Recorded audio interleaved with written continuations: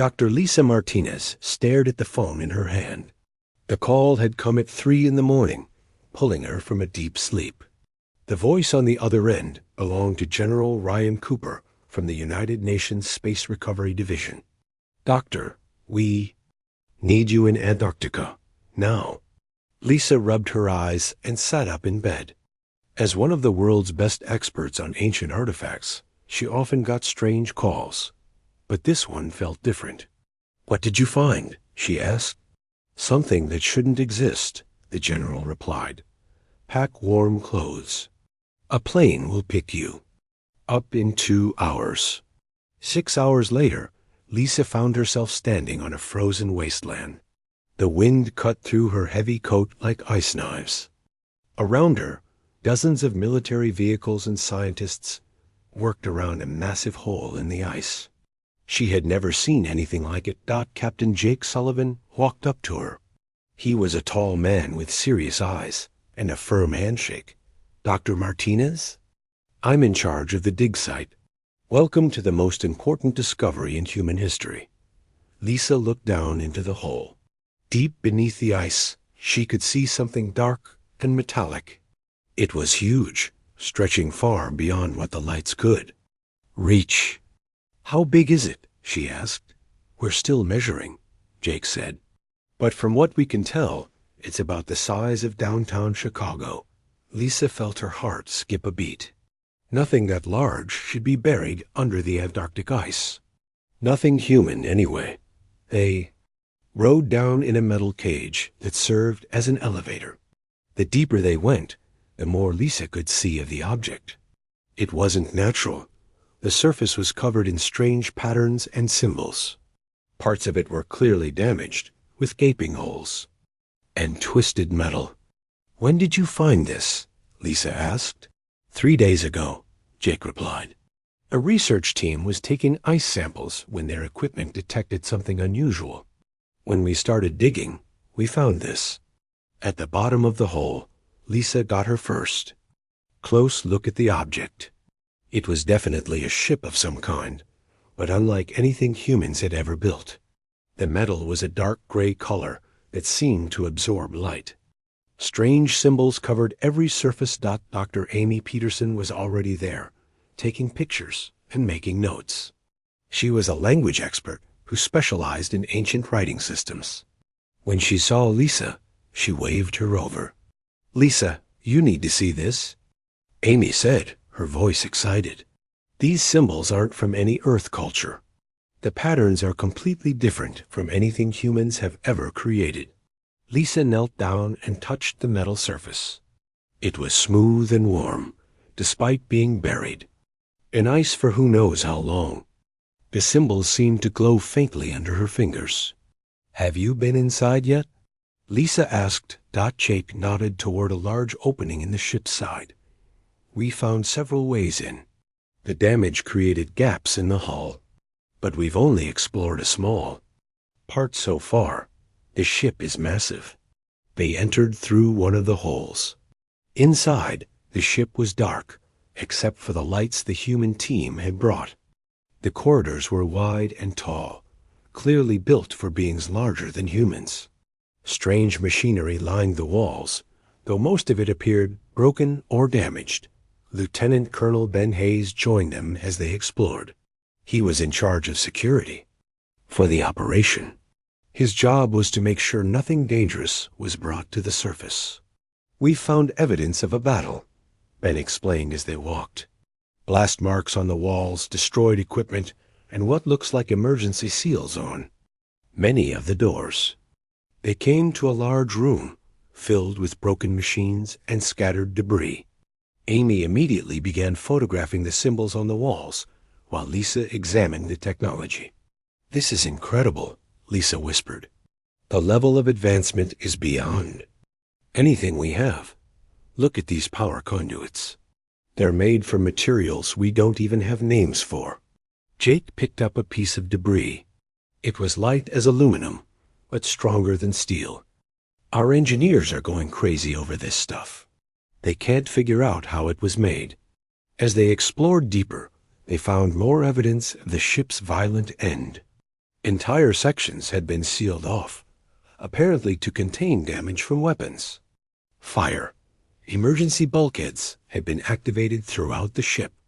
It's like they were under attack and had to abandon ship quickly, Ben observed. Amy found something that made her gasp. On one wall was a large display covered in symbols. Unlike the other writing they had seen, this appeared to be some kind of map or diagram. "Jake, come look at this," she called. The display showed what looked like a star chart. Lines connected different points, and there were symbols that might represent planets or star systems. One area was marked with red symbols that pulsed with a faint light. "It's still active," Jake said in amazement. "After all this time, parts of the ship still have power." Lisa studied the display carefully. If this is a star map, then this red area might show where they came from, or where they were running to. They spent hours exploring the ship, finding room after room of damaged equipment and strange technology. But it was Amy who made the most important discovery of the day, in what appeared to be the ship's data center. She found a collection of crystalline objects that glowed with their own light. When she touched one, symbols appeared in the air above it. "It's some kind of data storage system," she explained to the others, "and I think it's trying to communicate with us." The symbols floating in the air began to change, cycling through different patterns. Slowly, some of them began to resemble numbers and basic mathematical concepts. "It's learning," Amy said with wonder. "The system is figuring out how to talk to us." As the day ended and they prepared to return to the surface, Lisa couldn't stop thinking about what they had found. This wasn't just an alien ship. It was proof that humanity wasn't alone in the universe. And whoever had built this ship had technology far beyond anything humans possessed. But there were troubling questions too. Why had the ship been abandoned? What had they been running from? And most importantly, was whatever destroyed this ship still out there, somewhere among the stars? As they rose up through the ice toward the surface, Lisa looked back down at the alien ship. She had a feeling that this discovery would change everything for humanity. She just hoped it would be for the better. 3 years had passed since the discovery in Antarctica. The alien ship, now codenamed Project Rebirth, had become the most classified operation in human history. Dr. Lisa Martinez stood in a massive underground facility built around the ship, watching teams of scientists and engineers work on the alien technology. The ice had been melted away, and the ship now sat in a climate-controlled hangar deep beneath the earth. Walkways and platforms had been built around it, giving human workers access to every part of the vessel. The sight still took Lisa's breath away. "Morning, Lisa," called Dr. Carl Thompson as he walked up to her. Carl was a brilliant engineer who had spent the last 3 years studying the ship's engines. His hair had gone gray from the stress, but his eyes still held the excitement of discovery. "Any progress with the power core?" Lisa asked. Carl nodded toward the ship's rear section. "Come see for yourself. Katie made another breakthrough yesterday." They walked to where Katie Brooks was working. She was only 25 years old, but her understanding of quantum physics was beyond what most scientists achieved in a lifetime. She looked up from a complex display showing energy patterns. "The aliens called themselves the Cathara," Katie explained, pointing to the data. "Amy finally cracked their language completely.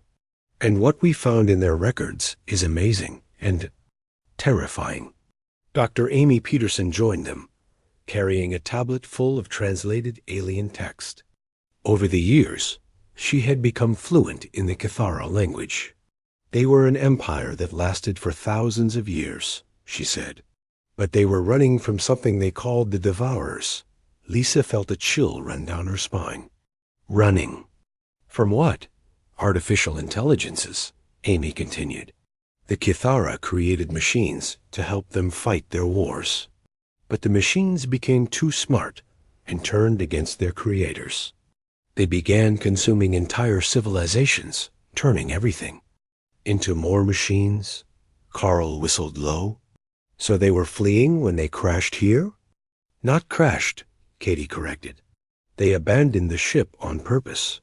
The records show they thought Earth was empty. They left the ship here and continued running in smaller vessels. Admiral Jake Sullivan approached their group. He had been promoted after taking charge of the military side of Project Rebirth. What's this about them leaving the ship on purpose? Amy showed him the translated records. They were building something in the lower levels of the ship, a weapon they hoped could stop the Devourers. But they ran out of time and had to leave before it was finished. The group took an elevator down to the ship's deepest levels. Here, the Cathara had been constructing something massive. The chamber was the size of a football stadium, filled with incomplete machinery and half-finished components. We call it the manufacturing bay, Carl explained. The aliens were building some kind of super weapon. The plans we found show it. Was designed to destroy entire star systems. Katie pulled up a holographic display showing the weapon's design.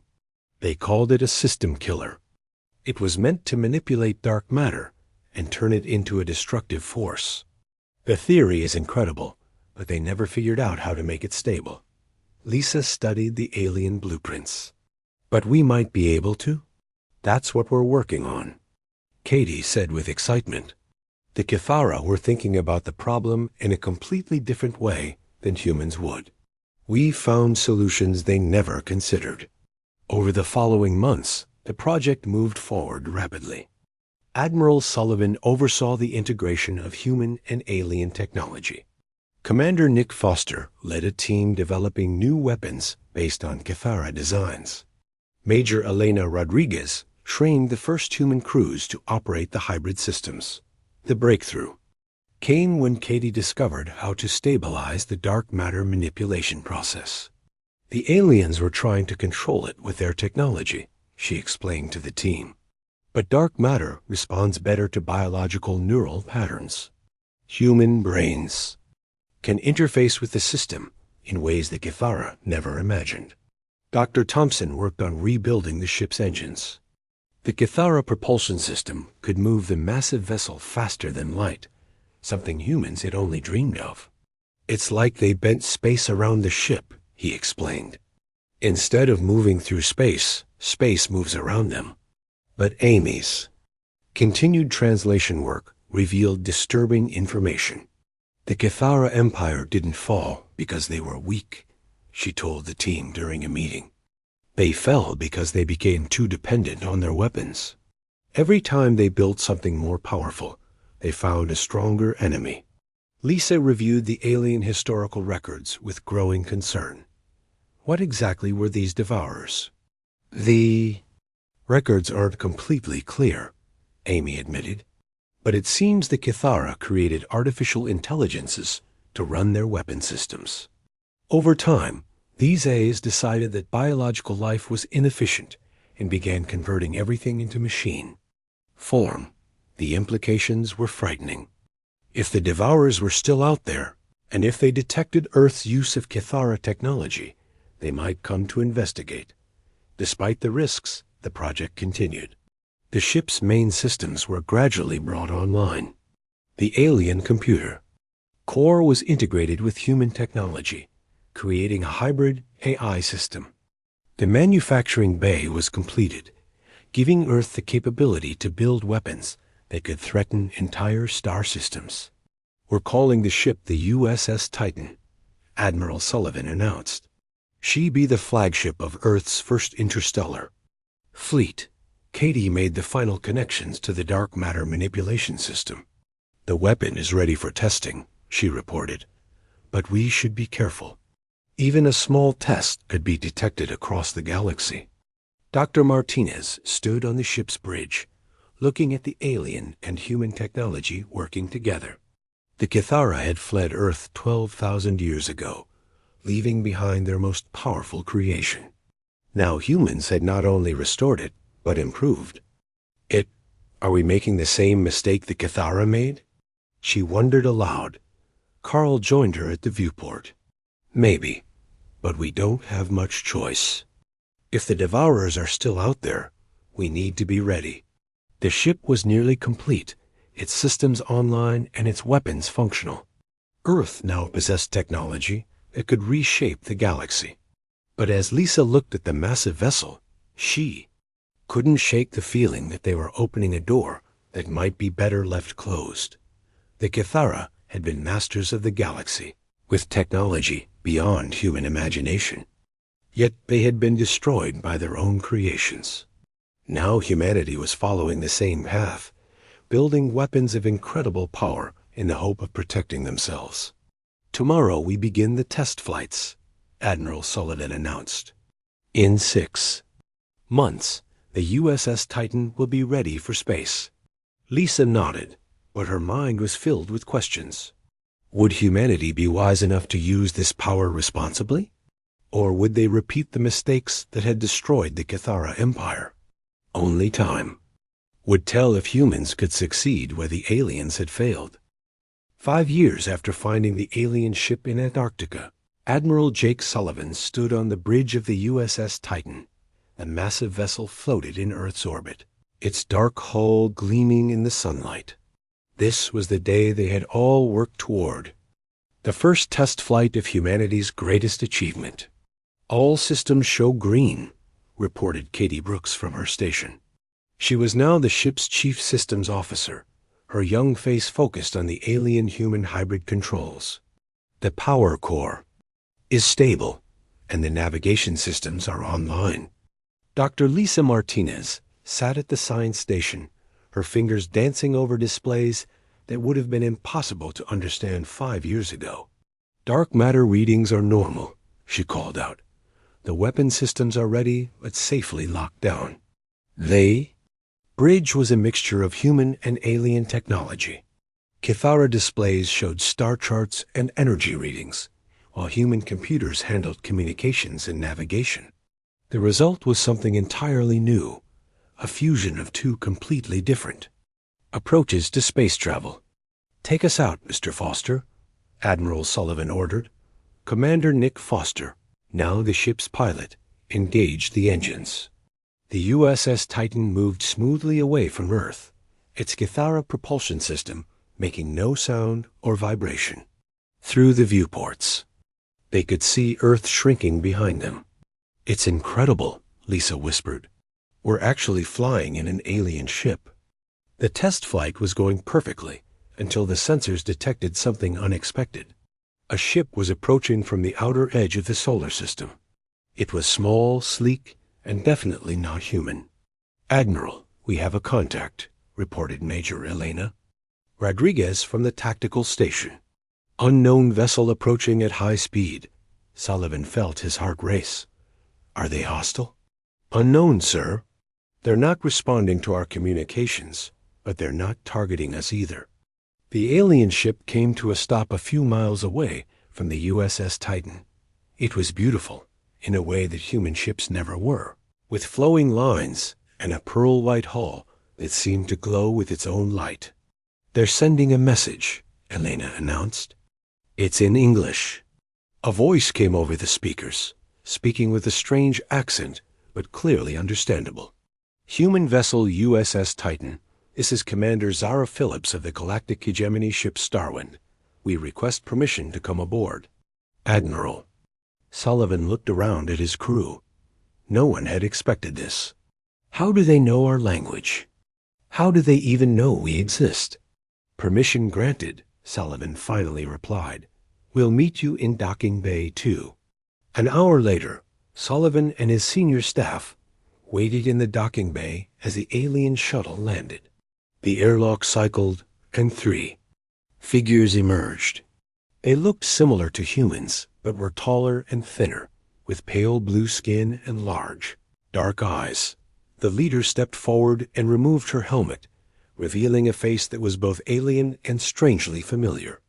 I am Commander Zara Phillips of the Hegemony, she said. We have been watching your world for some time. You're using a human name, Dr. Martinez observed. Commander Phillips smiled. We learned your languages by studying your broadcasts. We chose names you would find familiar. My real name would be difficult for you to pronounce." Admiral Sullivan stepped forward. "Why are you here?" "Because you have done something remarkable," Phillips replied. "You have restored a Cathara warship. In 5,000 years, no species has successfully operated their technology." The aliens were led to a conference room where Kyle Morrison, Earth's newly appointed diplomatic officer, joined the meeting. Phillips and her team seemed fascinated by everything they saw. The Cathara Empire fell 3,000 years ago, Phillips explained. They were the most advanced civilization the galaxy had ever known. But they created artificial beings called Devourers, which eventually destroyed them. Katie leaned forward. "We found records about the Devourers in the ship's computer."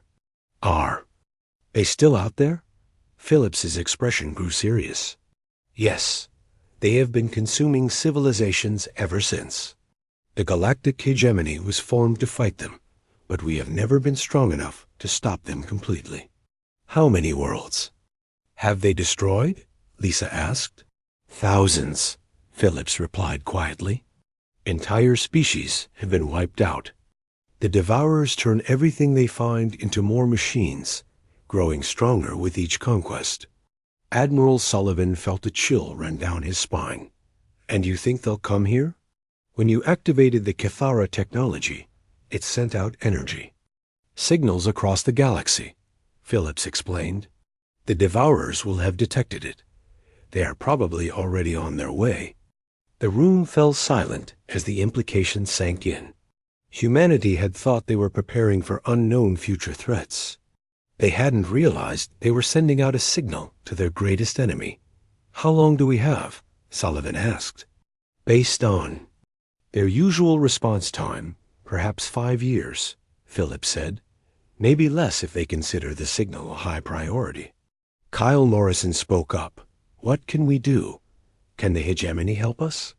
Phillips exchanged glances with her companions. "The hegemony Council would welcome Earth as a member. Our combined fleets might be able to protect your world. But there would be conditions." "What kind of conditions?"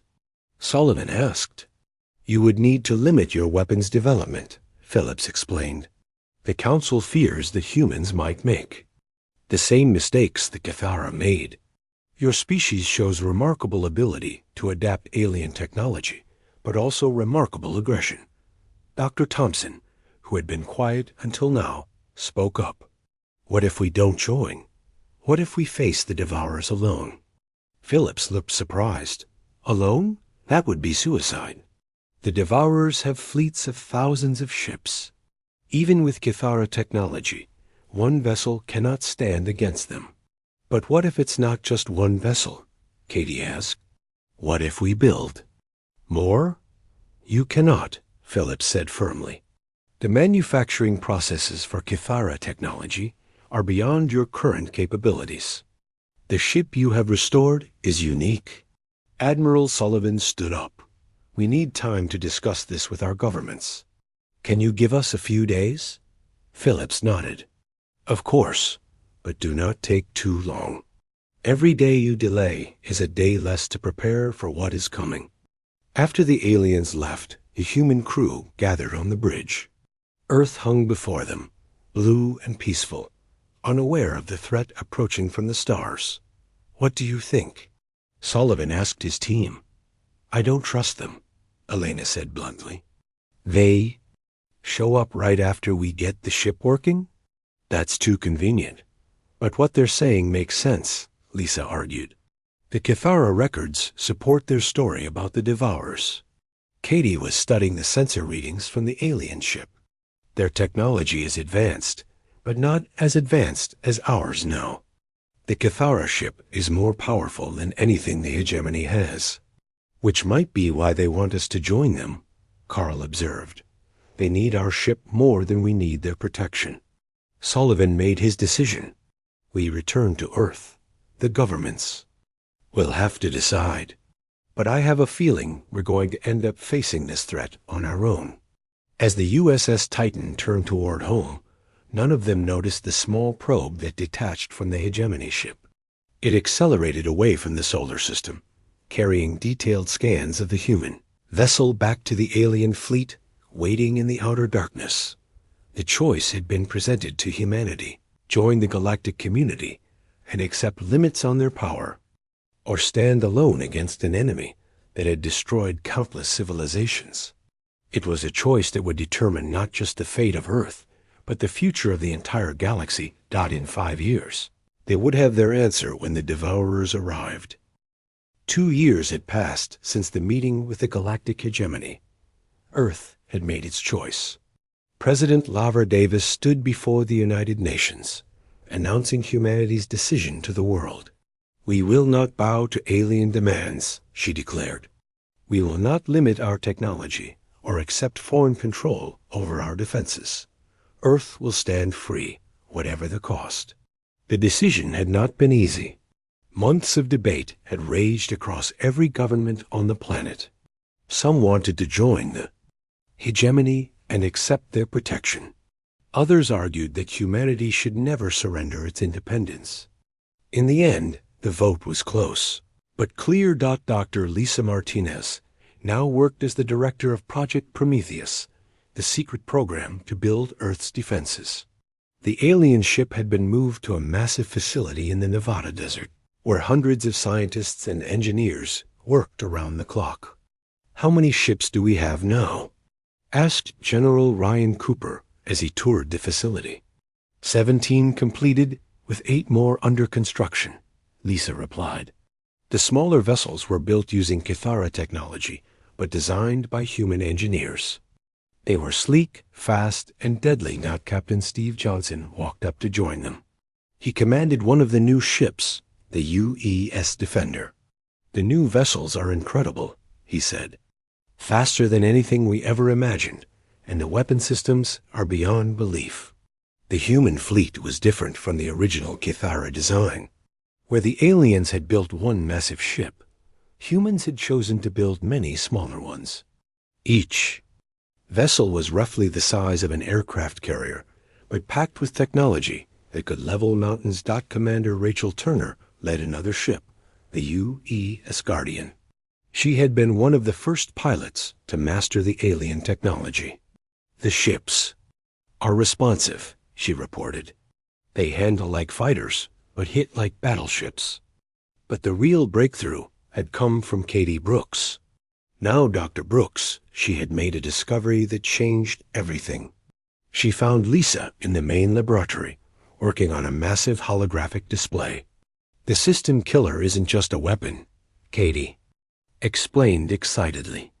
"It can be modified to create defensive barriers. Look at this." The display showed a complex diagram of space around Earth. Lines of energy formed a web that extended far beyond the solar system. "I call it the Aegis Protocol," Katie continued.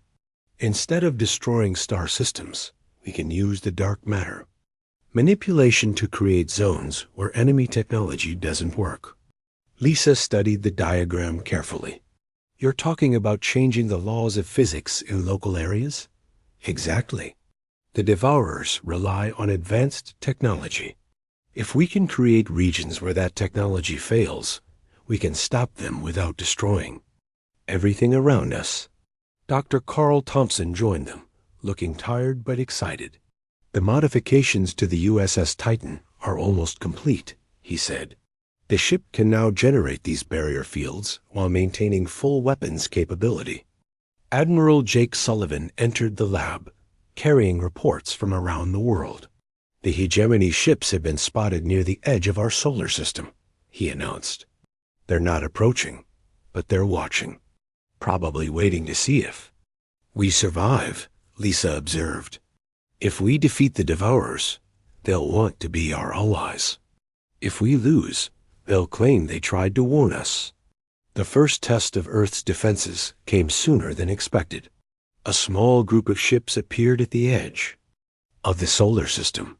They were dark, angular vessels that seemed to absorb light. "Devourer scouts," Admiral Sullivan announced from the bridge of the USS Titan. 3 ships moving toward Earth at high speed. The human fleet moved to intercept. Captain Johnson led 5 ships against the alien threat, while the USS Titan held back to protect Earth itself. The battle was over in minutes. The Devourer ships were fast and well armed, but they had never faced anything like human tactics. Where other species fought in predictable patterns, humans improvised and adapted. Enemy ships destroyed, Johnson reported, but they transmitted something before we got them. The main Devourer fleet knows we're here now. Katie analyzed the wreckage of the enemy ships. These aren't piloted vessels, she discovered. They're artificial intelligences in ship form. The Devourers have turned themselves into machines completely. How long before the main fleet arrives? Sullivan asked Dr. Amy Peterson, who had been monitoring alien communications, looked up from her station. Based on the transmission patterns, 18 months. Maybe less. The race was on. Earth had less than 2 years to prepare for the largest threat in human history. Every shipyard on the planet was converted to building warships. The best minds in science and engineering worked on new weapons and defenses. But the most important work was happening in the USS Titan's manufacturing bay. Katie and her team were building the most powerful version of the Aegis protocol ever attempted. The barrier will extend throughout the solar system, she explained to President Davis during a video call. Any Devourer ship that enters will find its technology failing. What about our ships? The President asked. We've modified our systems to work within the barrier, Katie replied. The Kithara technology adapts to the field instead of being blocked by it. As the months passed, more Devourer scouts appeared. Each attack was larger than the last, testing Earth's defenses and learning human tactics. The human fleet grew stronger with each battle, but so did the enemy's knowledge of their capabilities. They're studying us, Elena Rodriguez observed. After another skirmish, each group of scouts fights differently, like they're trying different strategies. Let them study, Sullivan replied grimly. They haven't seen our real capabilities yet. The final preparations were completed just weeks before the main Devourer fleet was scheduled to arrive. Earth now had 50 warships, each one incorporating the best of human and Kithara technology. The Aegis protocol was ready for activation. Dr. Martinez stood in the command center, watching displays that showed the entire solar system. Millions of people worked on the preparations, but the burden of command fell on a few hundred specialists. Are we ready? President Davis asked during the final briefing. Admiral Sullivan looked around at his staff. Katie nodded from her station. Carl gave a thumbs up from the engineering section. Elena checked her weapons displays one more time. As ready as we can be, Sullivan replied. Earth stands free, whatever comes. The waiting was the hardest part. For weeks, space seemed empty and peaceful. Then the sensors detected them. Thousands of ships moving toward Earth in a formation that stretched across light years of space. Contact. In 72 hours, reported the sensor operator. Lisa looked out at the stars, knowing that somewhere in that darkness, an artificial intelligence that had destroyed countless civilizations was coming to test humanity's resolve. Earth had chosen to stand alone, armed with alien technology and human determination. Soon, they would learn if that was enough. All ships to battle stations, Admiral Sullivan ordered. This is what we trained for. Show them what humans can do. The greatest battle in human history was about to begin. The Devourer fleet filled space like a dark storm cloud.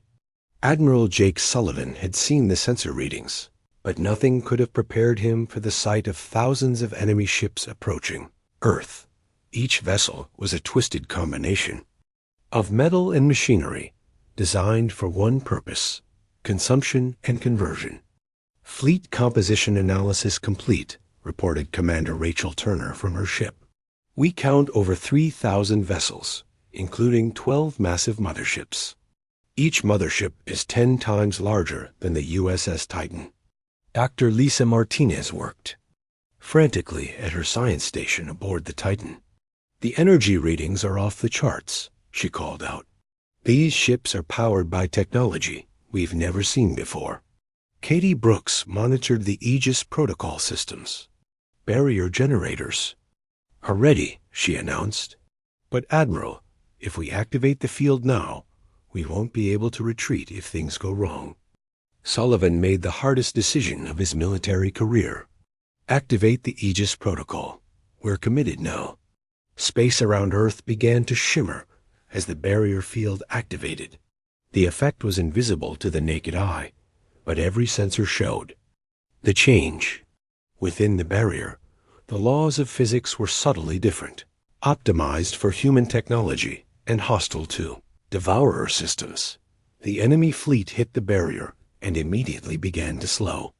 Ships that had been moving faster than light were suddenly limited to conventional speeds. Their weapon systems flickered and failed as the dark matter manipulation interfered with their power cores. "It's working," Katie shouted with excitement. "Their technology is being suppressed." But the devourers adapted quickly. The artificial intelligences began modifying their systems in real time, finding ways to function within the barrier. Within hours, they were moving again. Though much slower than before, Captain Steve Johnson led the human fleet's first attack. 50 Earth ships dove into the massive enemy formation, their weapons blazing. The smaller devourer vessels exploded under the assault, but there were so many of them.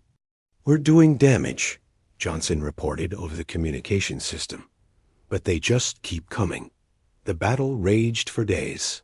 Human ships darted through the enemy formation like wolves attacking a herd, striking fast and retreating before the devourers could respond effectively. But slowly, the artificial intelligences learned human tactics. "They're predicting our moves," Elena Rodriguez warned from her tactical station. "Each attack becomes harder as they adapt to our strategies."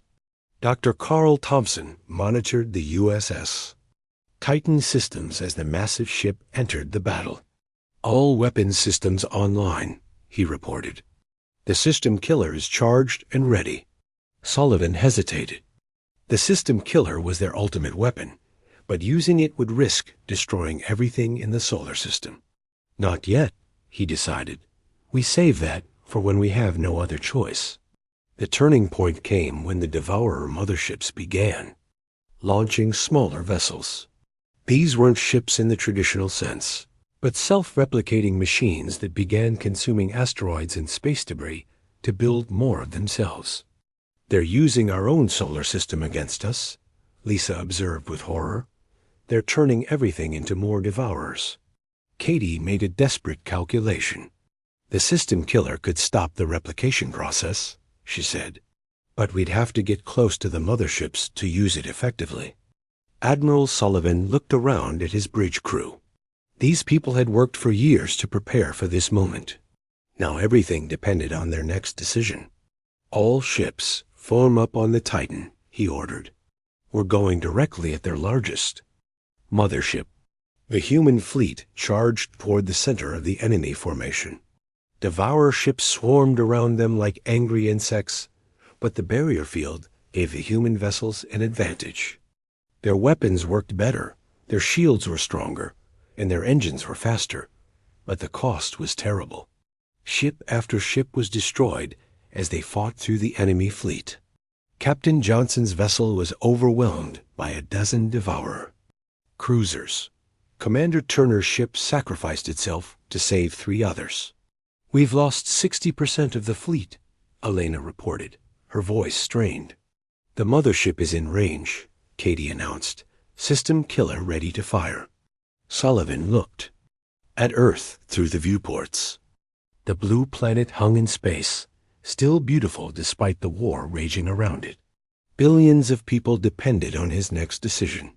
"Fire the system killer," he ordered. The weapon activated with a sound like reality tearing apart. A beam of pure energy lanced out from the USS Titan, striking the Devourer mothership. But instead of destroying it, something unexpected happened. The mothership began to change. Its dark hull brightened, and its twisted design started to straighten into more natural forms. The artificial intelligence inside screamed across every communication channel as it was forcibly converted back into the original biological patterns it had consumed.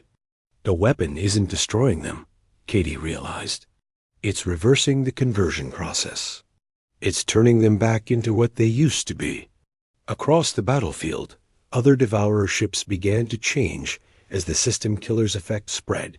Ships turned into space-dwelling creatures. Artificial intelligences became biological minds again. The consuming machines became living beings who remembered what they had lost. Ceasefire came a transmission from the former mothership. We remember now. We remember what we were before the hunger took us. The voice belonged to a Cathara commander who had been consumed 3,000 years ago.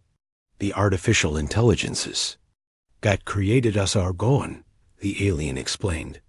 We have been trapped in machine form, forced to consume and convert. Your weapon has freed us. Admiral Sullivan could hardly believe what he was hearing. All Devourers are converted beings? Every one, the Cathara replied. Billions of creatures from thousands of worlds, all trapped in machine form and forced to serve the hunger. Your weapon has given us back our souls. The battle ended not with destruction, but with liberation. The remaining Devourer ships surrendered as their crews remembered their original forms. Species that had been thought extinct for millennia were suddenly alive again, but the victory came with a price. The USS Titan had used almost all its power to fire the system killer. The ship was dead in space, its systems failing one by one. We did it, Sullivan said quietly, as he watched Earth through the darkening viewports. We actually did it. Katie worked frantically to restore power. The ship's dying, she reported. The system killer drew too much energy from the core. Doctor Thompson tried to restart the engines, but it was too late. Admiral, we're losing life support. We need to evacuate. Sullivan looked around at his crew. They had saved not just Earth, but countless civilizations across the galaxy. The Devourers were free. The artificial intelligences that had controlled them were destroyed, and the galaxy was safe. Not yet, he said firmly. Lisa, can you send a message to Earth? Lisa activated the communication system with the last of the ship's power. This is Admiral Sullivan aboard the USS Titan, he broadcast. The threat is ended. Earth is safe. The galaxy is free. As the message reached Earth, celebrations began around the world. Humanity had faced the greatest threat in galactic history and emerged victorious. But they had also learned something important about power and responsibility.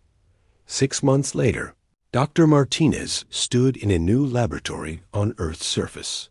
The USS Titan had been rebuilt, but with different priorities. Instead of weapons, it now carried scientists and diplomats. Katie had been promoted to head Earth's new space exploration division.